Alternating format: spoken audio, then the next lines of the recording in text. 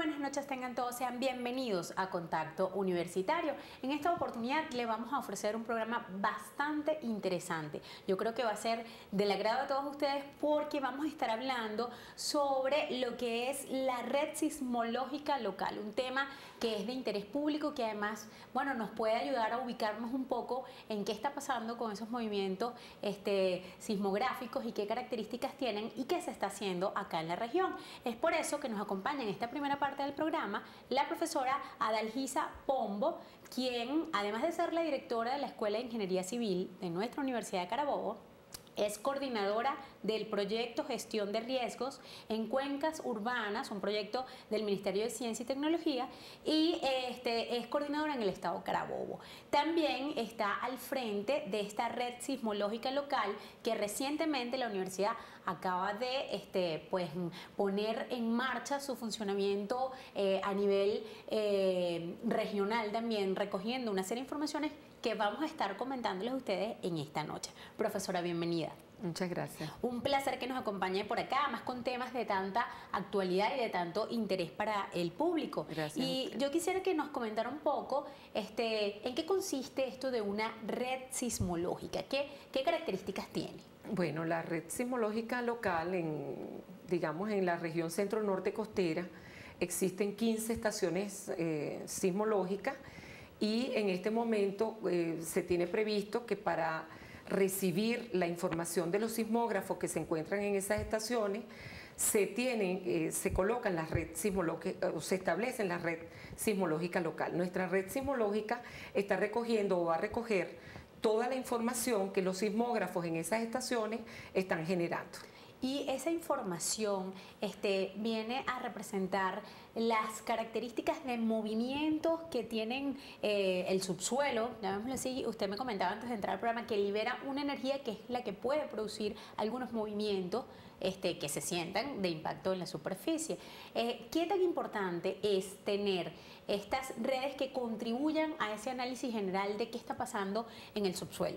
Sí, bueno, la red sismológica, la estación sismológica está recogiendo la información del suelo, el movimiento, ¿verdad? El sismógrafo que está colocado allí es una estación que tiene, generalmente no llega a la electricidad, pero funciona a través de paneles solares.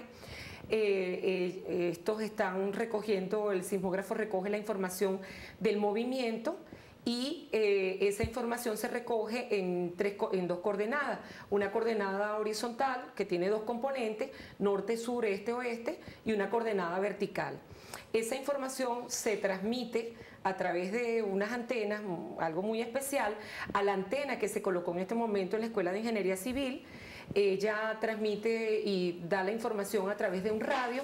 Este radio está transmitiendo al computador, un servidor que tenemos allí, y este servidor recoge la información y en este momento esa información está siendo grabada por ese computador. ¿Cómo es la relación final para que esta información, profesora, llegue a Funvisi, por ejemplo? ¿Cómo se hace ese manejo actualmente? Y a lo mejor ¿a qué se quiere llegar? Sí, bueno, en este momento la información es recogida por el computador, es grabada en el computador, pero realmente lo que nosotros queremos y aspiramos, que eso debe hacerse dentro de poco tiempo porque ya se le solicitó a Red UC que esto se implementara, es que la información vaya directamente a Funvisi.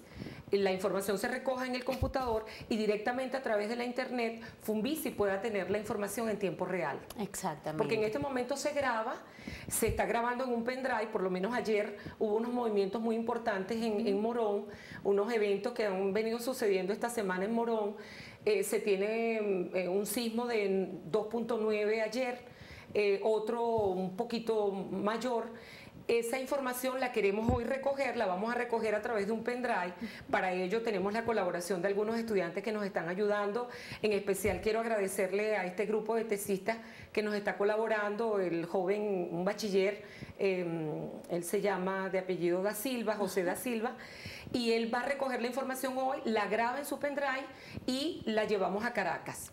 Yo voy mañana a Caracas a llevar esta información. Y entonces allá se procede a la lectura de esta información, interpretación. Sí. ¿Y qué se hace con ella? Bueno, a través de unos programas, esta información es analizada y es leída, y eso básicamente, realmente lo que nos va a ayudar, esta red sismológica local que está recogiendo esta información, más la red satelital, toda esa información en conjunto nos va a permitir mejorar mucho más la información que se tiene acerca de lo que están recogiendo estos sismógrafos, pero que a su vez me va a hacer que yo tenga mayor conocimiento de qué es lo que está ocurriendo, dónde específicamente está ocurriendo el movimiento sísmico y qué falla tectónica realmente me lo está produciendo. Profesora, tengo entendido que el servidor que se encuentra, su sede física ubicado en la Escuela de Ingeniería Civil, recoge actualmente 2 señales, ¿no? Sí. Pero que la idea es que a un futuro cercano llegue a 4. Sí. ¿Cómo beneficiaría el hecho de ir ampliando para esta red centro-norte costera que estas señales se concentran como en una zona? Bueno, porque todo el movimiento que se está presentando en la zona, digamos, lo que va a recoger 4 estaciones. Nuestra universidad, la red que está colocada en nuestra escuela, va a recoger 4 estaciones. En este momento el Cerro del Café y Calicanto, que se encuentra, la otra estación, la de Calicanto, se encuentra en el Cerro Calicanto. En Aragua. En Aragua, pero también va a recoger una estación que se llama El Silencio, que va a estar en Morrocoy. Esa estación se está construyendo en este momento, y va a recoger otra también que está en Cumbre de Cata. Esto nos va a permitir tener un mejor panorama de lo que es la cuenca del lago de Valencia, ¿verdad? Donde se encuentra la ciudad o el área metropolitana de Valencia, y también se encuentra a su vez el área metropolitana de lo que es Maracay, Aragua. Profesora, algo que es bien importante, escuchándolo ahorita, a lo mejor algunos televidentes se preguntan, pero ¿cuánto riesgo hay para esta zona nuestra, centro-norte costera y específicamente Carabobo? ¿Estamos sobre fallas? ¿Cuáles son esas fallas? ¿Y qué tipo de movimientos históricamente han producido? Sí, nosotros estamos sobre una falla muy importante. Nosotros en Venezuela tenemos 400 kilómetros aproximadamente de falla, que comienza en Colombia, ¿verdad? Pasa por todos los Andes, que es la falla de Boconó, luego continúa hacia la región, la cordillera de la costa, que es la falla de San Sebastián, y luego termina en el oriente del país con la falla del Pilar. Así se conoce y atraviesa. Y si nos observamos un mapa, toda la zona de falla es realmente donde se encuentra ubicada la mayor población de Venezuela.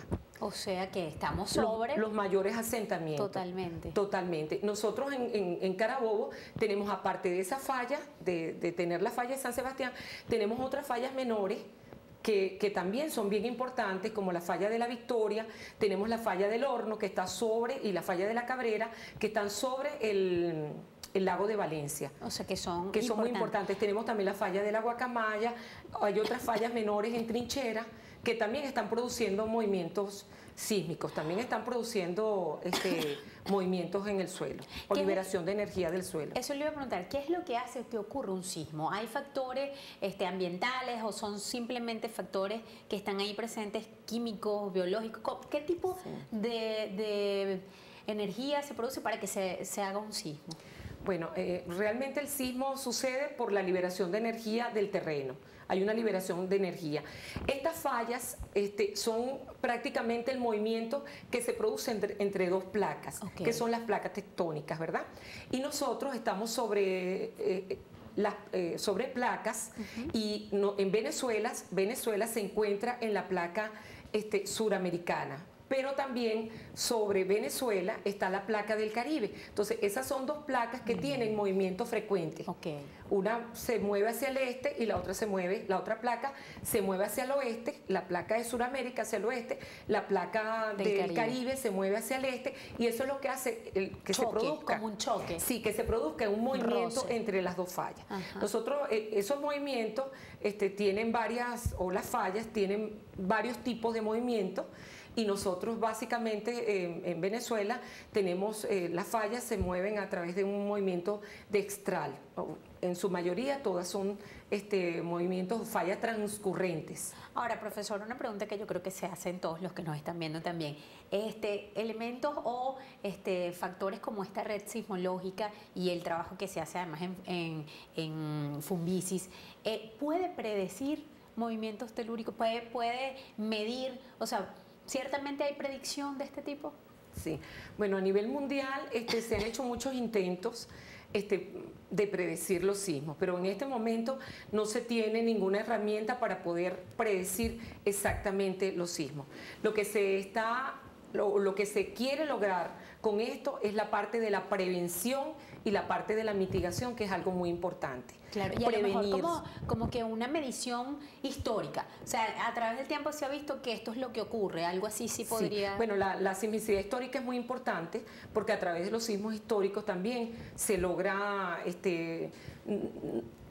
no predecir, sino como en que cierta forma, parámetros. sino que se establecen la forma de recurrencia de esa actividad a través de la energía que digamos las placas han liberado, ¿no? Entonces se puede tener una idea acerca de cuándo aproximadamente o cuántos años aproximadamente va a tardar, o la acumulación de esa energía hace que a través de los años esta placa se ha movido tantos centímetros. Eso puede hacer que realmente yo pueda decir que estemos próximos a un evento. Claro, hay unos estándares, como hay mediciones de que se sabe, bueno, las placas se mueven tanto centímetros y si se mueve más de esto puede pasar tal cosa, algo así podría ser. Ese es el estudio realmente que se hace. Perfecto. Y la red sismológica precisamente va a contribuir exactamente con esos aspectos, ¿no? Sobre todo en el aspecto de establecer realmente dónde se está produciendo y cuánta energía se está liberando en ese lugar o en esa falla. Profesor, hay algo que no quisiera dejar de tocar con usted, que tiene que ver con el proyecto de microzonificación. ¿En qué consiste este proyecto, que además es uno de los que ustedes quieren implementar una vez alcanzado ya? Bueno, ahora tenemos la red, queremos que estén estos 4 puntos por lo menos, servimos a Fumbisis de esta manera. ¿En qué consiste este proyecto de microzonificación? Bueno, en Venezuela existe una normativa que es nuestra norma Covenin. La norma Covenin sismo resistente es la norma 1756-2001. Ha tenido sus modificaciones y la última versión es la del año 2001. Nosotros tenemos una zonificación o estamos en una zona sísmica 5. Eso quiere decir que nosotros estamos que nuestra zona Valencia tiene peligrosidad sísmica 5. Wow, un número alto, tiene peligrosidad sísmica, ¿no? Porque tenemos allí en nuestra norma Covenin baja peligrosidad sísmica, mediana y alta peligrosidad sísmica. Nosotros estamos en una zona de alta peligrosidad sísmica. Lo que se quiere con estos proyectos de microzonificación, más o menos para explicar un poquito del proyecto, es que nosotros estamos tratando de hacer un análisis geológico, geomorfológico, geofísico, geotécnico del suelo para saber el comportamiento que va a tener a la hora de que se presente un evento sísmico. Perfecto. Quiere decir cómo se va a recibir la onda sísmica y qué efectos va a tener esa onda sísmica sobre el suelo. ¿Qué implicaciones? Entonces, el estudio del suelo es realmente sumamente importante y este estudio se ha comenzado a realizar a través de este proyecto de microzonificación. Lo que se quiere, como su palabra lo dice, es microzonificar, tratar de establecer realmente cómo es el comportamiento en nuestra región, en nuestra zona, para ver si nuestra norma está realmente adaptada a lo que el suelo está generando como valor o nos está dando ese valor en este momento. Claro. O los resultados que estamos obteniendo son resultados que tienen que ver con lo que en este momento establece la norma sismo resistente. Perfecto. Profesora, muchísimas gracias a la profesora Adalgisa Pombo, directora de la Escuela Civil y además de esta red sismológica local. Pero en la segunda parte de nuestro programa vamos a hablar un poco de prevención. Si estas son las condiciones en las que estamos, si estas son las características que esta red ha demostrado que tenemos, ¿qué podemos hacer? Enseguida estamos nuevamente con ustedes.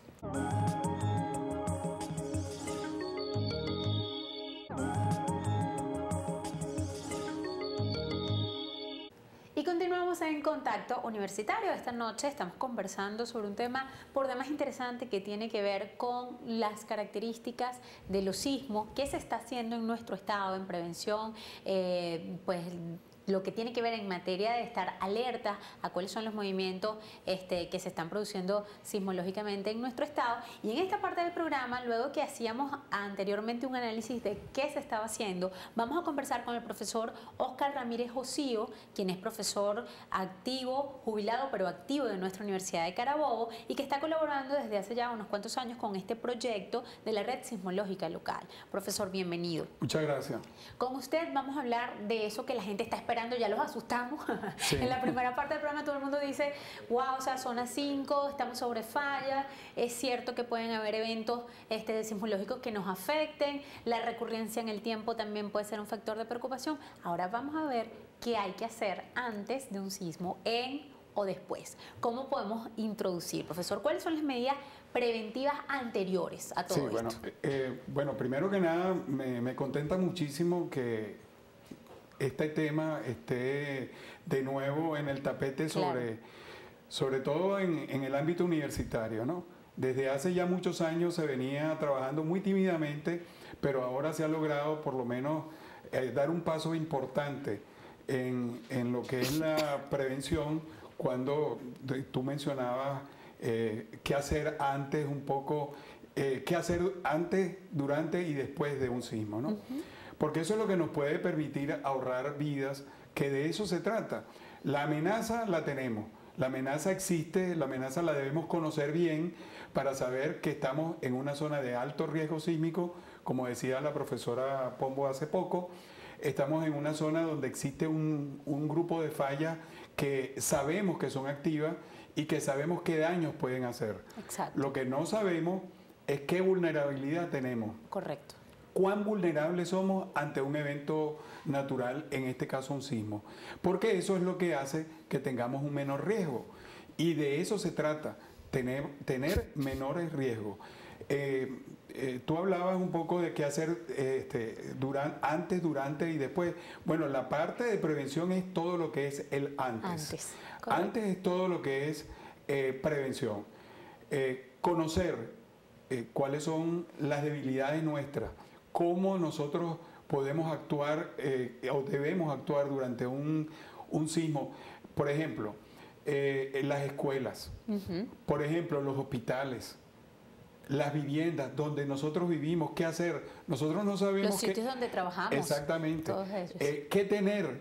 Por ejemplo, es muy importante saber que todas las escuelas en Japón o en sitios sísmicos como son California y como es México y otros países que son altamente de altísimo riesgo sísmico, ya tienen programas de prevención locales a nivel también inclusive residencial y de los colegios. Claro. Los niños saben en un momento de un sismo dónde se deben colocar, cómo deben salir, cómo deben evacuar. Eso ahorra vida. Profesor, especialmente... ahorita que lo escucho, me parece interesante que a lo mejor en momentos en los que a nivel mundial ocurre una catástrofe o un sismo de un elevado grado en la escala de Richter o que produce como susto, entonces la gente dice, ay no, vamos a enseñar ahorita en los colegios, vamos a decir esto. Hubo un momento recientemente en el cual se retomó, pero como que no está instalada la cultura de educar en prevención para riesgo natural. Claro. ¿Cree usted que esto es correcto? No, es un reto. Eso,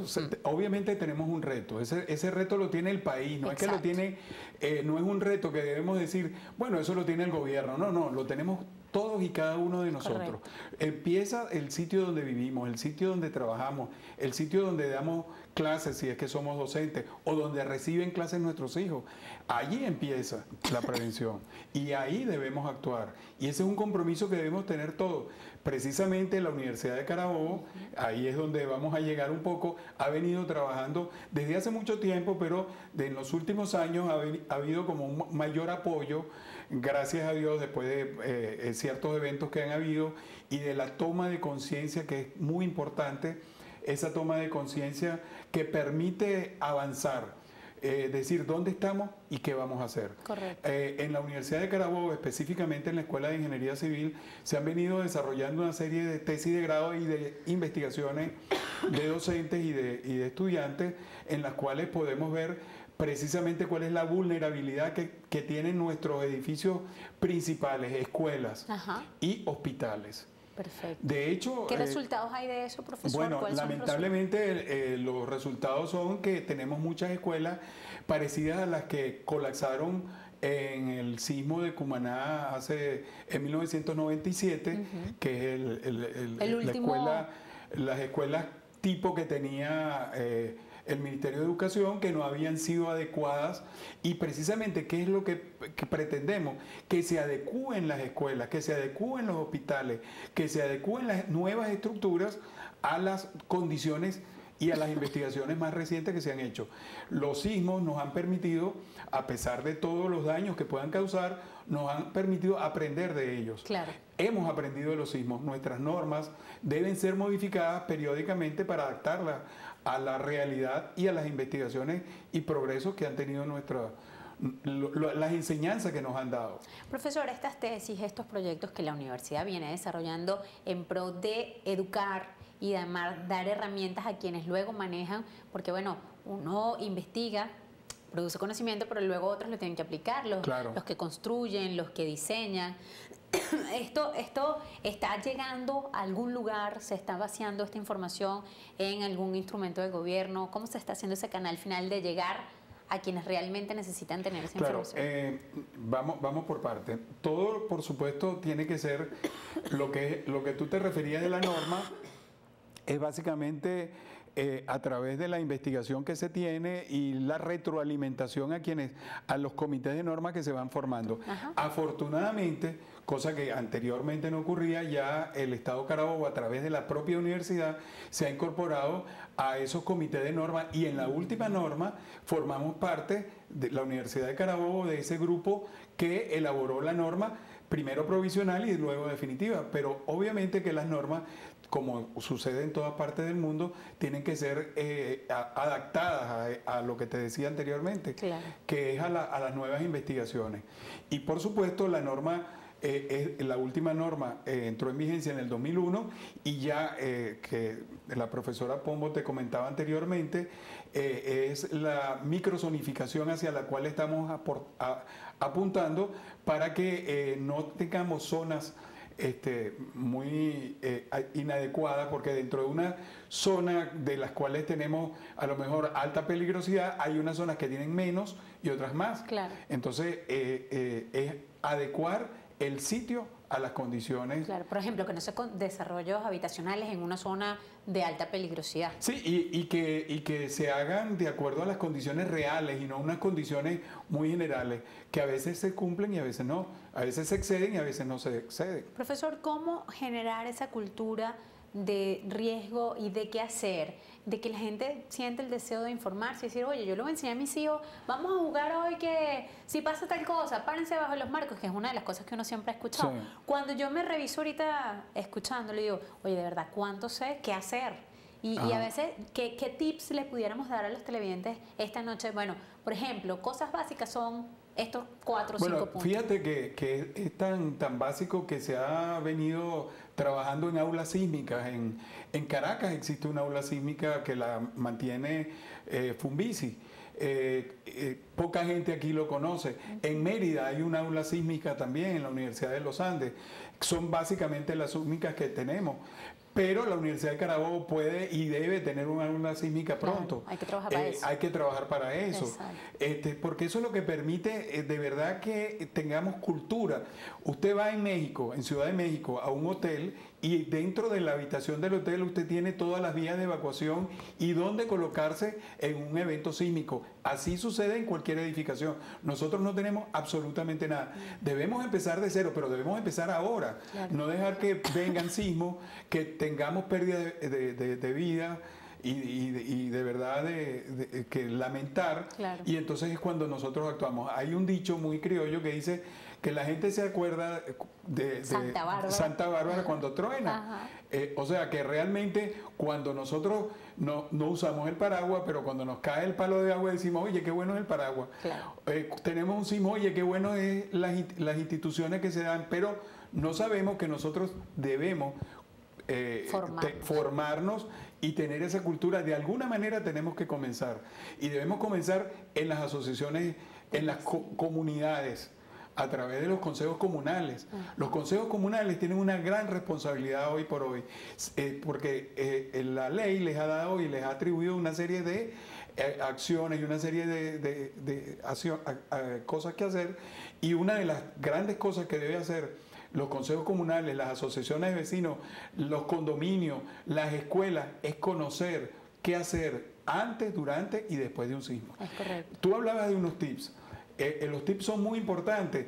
¿Qué hacer antes? Bueno, es prepararse, por ejemplo, tener las llaves en sitios accesibles, porque nosotros nos trancamos demasiado en jaulas por otras razones y después no tenemos cómo salir en el evento de un sismo o qué hacer en ese momento, no las tenemos. Una cosa importante es que nosotros todas las cosas pesadas las colocamos arriba y eso es lo que nos va a caer en el caso de un evento. Claro. Los estantes, tenemos que fijar los estantes, saber cuál es el sitio más seguro en una edificación, eso lo tenemos que hacer.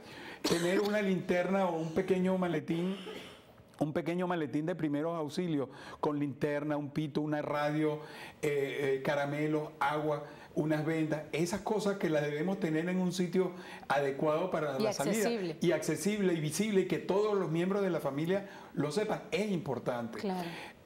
Y durante el sismo, lo que menos se debe hacer es salir corriendo desesperadamente, porque ahí nos atropellan y pueden caernos escombros. Debemos saber en dónde no debemos estar.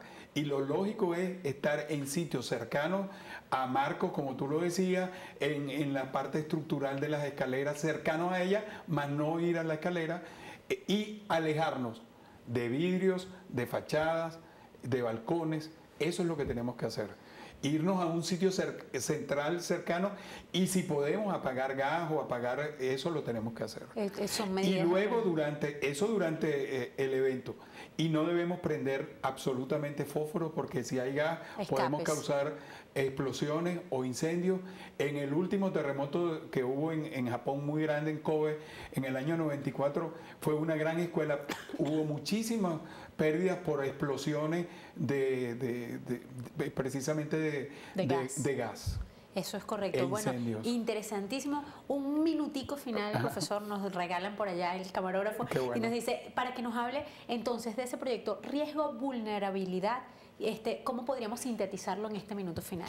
Fíjate, el riesgo implica que nosotros buscamos ciudades más seguras, buscamos comunidades más seguras, y por supuesto el riesgo está en función de dos variables importantes, que son la amenaza, que es donde estamos, y nosotros siempre nos colocamos en la zona donde más amenazas hay en todo el mundo.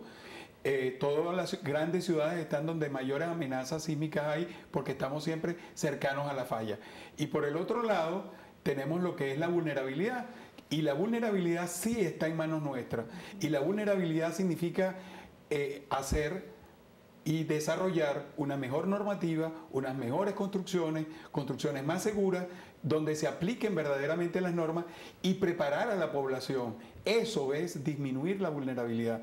Y en base a eso también la Universidad de Carabobo ha venido desarrollando algunos trabajos de investigación en cuanto a que se conozcan, y en la parte educativa es fundamental en los colegios, que manuales de evacuación, ese tipo de cosas, además de investigaciones para que se conozca la vulnerabilidad de las estructuras, cuál vulnerables son. Aquí existe, por ejemplo, algunos hospitales como el Prince Lara de Puerto Cabello y la Ciudad Hospitalaria, que tienen estudios muy detallados, algunos de ellos donde ha participado la comunidad universitaria de esta universidad, donde se está haciendo una adecuación de estructuras de hace muchísimo tiempo para que cumplan con las normas sismo resistentes y tengamos hospitales seguros también. Claro que sí. Bueno, muchísimas gracias al profesor Óscar Ramírez Osío, y también estuvo con nosotros más temprano la profesora Adalgisa Pombo. Estuvieron hablándonos de cuáles son las características que tiene la sismología acá en nuestra región. Ya vimos cuán importante es conocer en dónde estamos ubicados, qué fallas pasan por acá, y saber que efectivamente hay riesgo, pero que lo podemos disminuir, como nos decía en estas palabritas finales profesionales, el profesor Ramírez, con el manejo de la vulnerabilidad. El llamado es a que se preparen, de que no es nada más responsabilidad de los otros saber qué hacer si pasa un desastre natural, sino es una responsabilidad personal formarnos nosotros y formar a nuestra familia para eso. Además está decirles a ambos que las puertas de UCTV están abiertas para cualquier cualquier programa donde sigamos formando a la gente en qué hacer en estos casos. Muchas gracias. Muchísimas gracias por acompañarnos y será entonces hasta un próximo contacto.